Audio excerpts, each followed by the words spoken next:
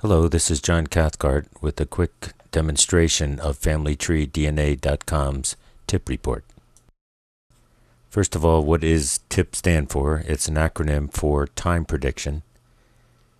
What are we predicting is the time to MRCA, or the most recent common ancestor.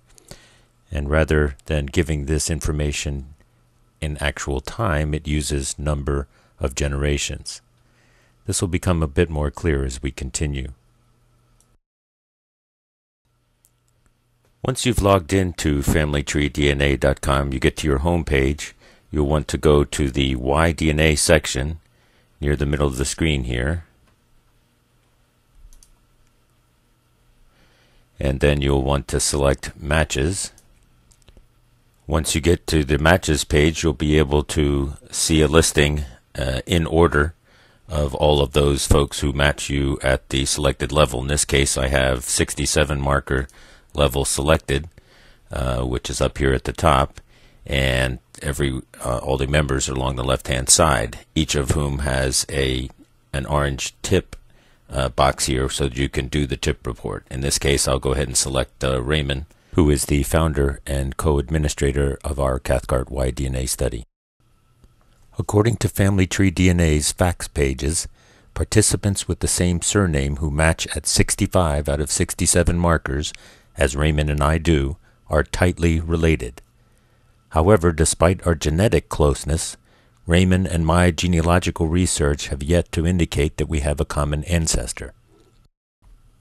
Taking a closer look at our genealogical research results, we know that I can trace back my male Cathcart line back at least 5 generations without a link to Raymond's line.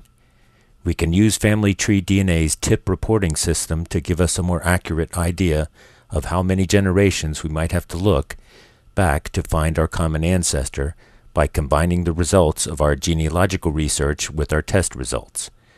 We do this by entering the number of generations in which Raymond and I do not share a common ancestor.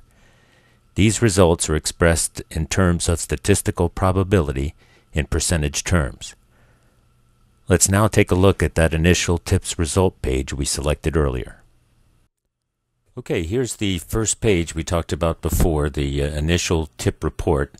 Notice that the report defaults to showing you every 4th generation, 4, 8, 12, with the resultant percentages.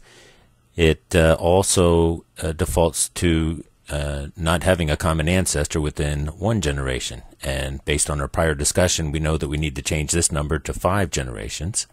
Also, rather than looking for every 4th generation, I'd like to change it to look at every generation, and I change it in this box here.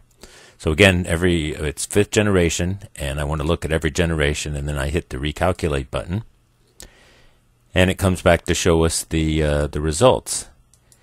Notice that we're starting again at the 5th generation, which would be my 3rd great-grandfather, a 24.87%. This would be an unknown sibling to my 3rd great-grandfather. Pretty low order of probability, but as we go through the various generations, you notice that the odds of having a common ancestor are increasing. Here by the 10th generation, you're at 87%. And on down the list to where you're in the high 90s, 99 percentile once you get to the 15th or 16th generation, indicating an excellent chance that that's when you'll find your common ancestor.